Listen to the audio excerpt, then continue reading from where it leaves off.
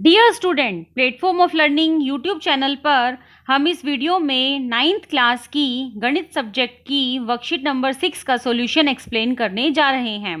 Video को पूरा ज़रूर देखें और अगर आपने अभी तक चैनल को सब्सक्राइब नहीं किया है तो इसे सब्सक्राइब ज़रूर कीजिए। स्टार्ट करते हैं वर्कशीट नंबर 6।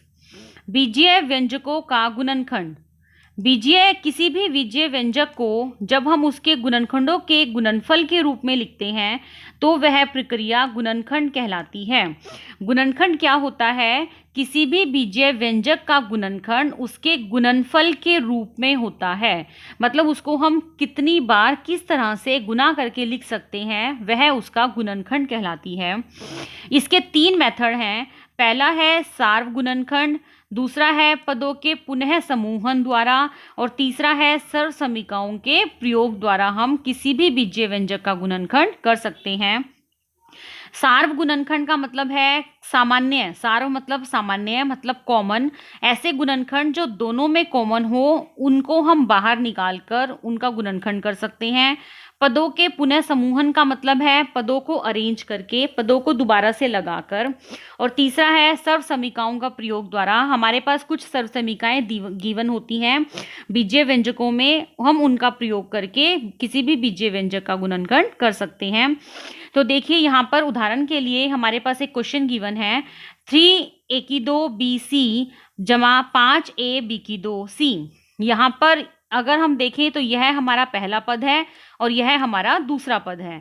तो पहले पद को हम 3, a की 2 को हम 2 बार a लिख सकते हैं, a Guna b Guna c। इसको हम 5 गुना a, b की 2 हम b गुना b लिखेंगे गुना c। अब देखिए कुछ पद ऐसे हैं जो दोनों में कॉमन हैं, दोनों में निकल रहे हैं। वो पद हैं हमारे पास a, b और c। a इसमें भी है, इसमें भी है, b, b, c and c। तो a, b, c दोनों में से बाहर निकलने के बाद यहाँ अंदर बचता है 3 और a, यहाँ पर बचता है 5 और b। तो अंदर कितना बच रहा है? 3a जमा 5b। तो यह था हमारे पास सार्व गुणनखंड विधि। चलिए दूसरा करते हैं। दूसरा उदाहरण x की 3 जमा 6y की 3 माइनस 6x की 2y माइनस xy की 2 का गुणनखंड कीजिए। यहाँ पर हम गुणनखंड की दूसरी विधि का प्रयोग करेंगे जो हमारे पास थी पदों का पुनः समूहन। हम यहाँ पर पदों को पहले दोबारा से लगाएंगे। सबसे पहले हमने x की 3 वाला पद लगाया है, फिर हम x की 2 वाले पद को लगाएंगे माइनस 6x की 2y। उसके बाद हम x वाले पद को लगाएंगे माइनस 6xy की 2। फिर हम ऐसा पद लगाएंगे जिसमें x नहीं है, 6y की 3।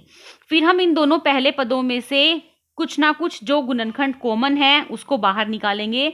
जैसे कि x की 2 दोनों में है, x की 2 बाहर आ गया तो अंदर बचता है x माइनस 6y माइनस यहाँ पर y की 2 दोनों में है तो अंदर बचेगा x माइनस 6y। अब देखिए x माइनस 6y इस पद में भी है और x माइनस 6y इस पद में भी है। तो x माइनस 6y बाहर निकल गया, अंदर बचा x की 2 माइनस y की 2। यहाँ पर हम सर्वसमीका का प्रयोग करेंगे। देखिए सर्वसमीका ये है x की 2 माइनस y की 2 बराबर होती है x माइनस वाई जमा x plus x minus y गुना x जमा वाई। तो यहाँ पर हम इसको लिख सकते हैं x minus 6y x minus y x जमा वाई। तो ये था हमारे पास किसी भी बीजीय व्यंजक का गुणनखंड करने के लिए 3 विधियां। पहली है हमारे पास सार्व गुणनखंड विधि, दूसरी है हमारे पास पदों का पुनः समूहन विधि और तीसरा है सर्वसमीकाओं का प्रयोग विधि। चलिए कुछ और उदाहरण हमें दिए गए हैं, उन्हें देखते हैं वो क्या है। x की 2 माइनस 6x जमा 8 का गुणनखंड कीजिए। यहाँ पर हम x जमा a x जमा b सर्वसमीका का प्रयोग करेंगे जो कि है x की 2 जमा a जमा b गुना x जमा a b। सर्वसमीका का प्रयोग करेंगे हम। देखिए इसको करने के लिए हमें पहले क्या करना है, x की 2 के गुणांक, x की 2 का गुणांक चेक कीजिए। यहाँ पर क्या है? 1। और अचर पद का गुणनफल, अचर पद क्या है यहाँ पर? 8। दोनों का हम गुणनफल निकालेंगे पहले।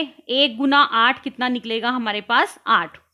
x के गुणांक, फिर देखिए x का गुणांक क्या है हमारे पास? 6। x के गुणांक को उन दो संख्याओं के योग के रूप में लिखा जाएगा जिसका गुणनफल 8 होगा। अब हमें 6 को इस तरह से लिखना है अपने माइंड में सोचकर कि उन दोनों नंबरों का गुणनफल तो 8 होना चाहिए और उन दोनों का टोटल 6 होना चाहिए। तो हम 6 को 2 जमा 4 लिखेंगे। देखिए इन दोनों को आप गुना कीजिए, 4 दूनी 8 और दोनों को जमा कीजिए तो 6 आता है। तो इस तरह से हमने लिखा। फिर अगले बार हमने x को अंदर मल्टीप्लाई किया, x की 2 जमा 2x जमा 4x जमा 8। फिर पहले दो पदों में से हमने x को बाहर निकाला, पहले दो पदों को हमने इकट्ठा किया, x की 2 जमा 2x। अगले दो पदों को इकट्ठा किया, 4x जमा 8। पहले दो पदों में से x बाहर निकाला क्योंकि वो दोनों में है, कॉमन है, x जमा 2। यहाँ से हमने 4 बाहर निकाला, अंदर x जमा 2। फिर पहले पद में से और दूसरे पद में से चेक कीजिए, x जमा 2 दोनों में है तो अंदर बचता है x जमा 4। तो इसी के आधार पर एक और उदाहरण हमें दिया गया है। देखिए x की 2 जमा 4x जमा 3 बटे 6x जमा 18। यहाँ पर देखिए 4 को हमें इस तरह से लिखना है कि x की 2 का गुणांक क्या है यहाँ पर 1। तो 1 को यदि हम अचर पद से गुना करें 3 से तो 3 आता है। तो 4 को हमें इस तरह से लिखना है कि गुना करने के बाद तो नंबर 3 आए और जमा करने के बाद वो 4 बने। तो 4 को हम 3 जमा 1 लिखेंगे क्योंकि 3 एकम 3 और 3 और 1 4। तो यहाँ पर फिर x को अंदर गुना कीजिए, 3x जमा x। पहले दो पद में से x को बाहर निकालिए, x जमा 3 अंदर बचेगा। अगले दो पद में से एक बाहर निकलेगा, x जमा 3 बचेगा। फिर पहले पद में से और दूसरे पद में से x जमा 3 बाहर निकलेगा, अंदर बचेगा x जमा 1। नीचे वाले पद में से 6 कॉमन है, 6 दोनों में है, 6 बाहर निकल गया, अंदर बचता है x जमा 3। अंश बटे हर अगर संख्याएं बराबर हो तो कट जाती हैं, तो x जमा 3 से x जमा 3 कट जाएगा तो अंदर बचता है x जमा 1 बटा 6। तो ये था हमारे पास किसी भी बीजीय व्यंजक का गुणनखंड करना। उसको हम 3 विधि से कर सकते हैं। पहली विधि थी हमारे पास सार्वगुणनखंड विधि, दूसरी विधि थी पदों का पुनः समूहन कर और तीसरी है सर्वसमीका का प्रयोग करके। तो उसके बेस पर हमें कुछ अभ्यास कार्य दिया गया है। चलिए वह अभ्यास कार्य पढ़ते हैं। निम्नलिखित बीजीय व्यंजकों का गुणनखंड कीजिए। पहला है 8x y की 3 माइनस 6x की 2 y की 2।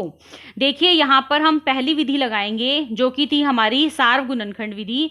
इन दोनों में से जो भी नंबर दोनों में है उसको हम बाहर ले सकते हैं। तो 2x y की 2 दोनों में है, अंदर बचेगा 4y माइनस 3x।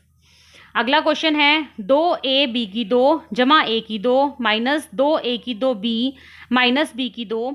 यहाँ पर हम पदों को अरेंज करेंगे। सबसे पहले हमने 2a b की 2 को लिखा है, फिर हमने 2a की 2 b को लिखा है, फिर a की 2 माइनस b की 2। पहले दो पदों में से 2ab कॉमन है, अंदर बचता है b माइनस a। फिर हमने यहाँ पर माइनस कॉमन लिया है, अंदर बचेगा b की 2 माइनस a की 2। अब यहाँ पर हम सर्वसमीका का प्रयोग करेंगे। कौन सी सर्वसमीका लगेगी हमारे पास? x की 2 माइनस y की 2 वाली। तो ये बचेगा 2ab इंटू बी माइनस ए माइनस बी जमा ए बी माइनस ए। अब देखिए b माइनस ए इस पद में भी है और b माइनस ए इस पद में भी है, तो b माइनस ए बाहर आ जाएगा, अंदर बचेगा 2ab माइनस b जमा a। अगला है x की 2 जमा 8x जमा 12। ये क्वेश्चन है x की 2 का गुणांक चेक कीजिए 1, तो 1 को 12 से गुना कीजिए। 8 को इस तरह से हमें लिखना है कि जमा करने के बाद तो 8 आए और गुना करने के बाद 12 आए। तो 8 को हम 6x जमा 2x लिखेंगे। 6 और 2 8, 6 दूनी 12। पहले दो पद में से x कॉमन आ गया, अंदर बचा x जमा 6। अगले दो पद में से 2 कॉमन आ गया, अंदर बचा x जमा 6। फिर x जमा 6 दोनों में है, x जमा 6 कॉमन आ गया, अंदर बचा x जमा 2। अगला है x की 2 जमा 10x जमा 16। तो 10 को हम 8 जमा 2 लिखेंगे। 8 और 2 10, 8 दूनी 16। तो पहले दो पद में से x कॉमन आ रहा है, अंदर बचा x प्लस 8। अगले दो में से 2 बाहर आया, अंदर बचा x जमा 8। फिर x जमा 8 कॉमन आ गया, अंदर बचा x जमा 2।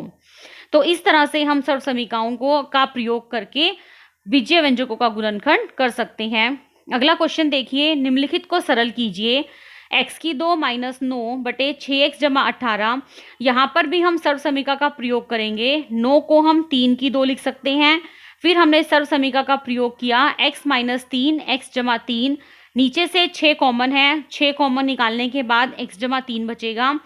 अंश बटे हर अगर सेम संख्या हो तो कट जाती है, x जमा 3 से x जमा 3 कट गया, अंदर बचा x माइनस 3 बटा 6। अगला क्वेश्चन देखिए, x की 2 जमा 3x जमा 2 जब बटे x जमा 2। यहाँ पर हम 3x को 2x जमा x लिखेंगे। फिर पहले दो पद में से x कॉमन आया, अंदर बचा x जमा 2, प्लस अगले दो पद में से एक कॉमन आया, अंदर बचा x जमा 2, फिर x जमा 2 कॉमन आया, अंदर बचा x प्लस 1, नीचे x प्लस 2 है। x जमा 2 से x जमा 2 कट गया और आंसर कितना बचा, x जमा 1। तो बच्चों ये था हमारे पास अभ्यास कार्य जो मैंने आपको सॉल्व कर कर समझा दिया है। आप इसे अपनी प्रैक्टिस कॉपी में करने की कोशिश कीजिए ताकि आप बीजीय व्यंजकों का गुणनखंड अच्छे से सीख पाएं। तो उम्मीद है बच्चों आपको यह वर्कशीट अच्छे से समझ में आ गई होगी। फिर भी अगर आपको कोई डाउट है या कोई क्वेरी है तो वीडियो के कमेंट सेक्शन में ज़रूर पूछिए। मैं आपके कमेंट्स का जल्दी से जल्दी रिप्लाई करने की कोशिश करूँगी। वीडियो को लाइक और अपने फ्रेंड्स के साथ शेयर ज़रूर कीजिए। Thanks for watching. Have a nice day.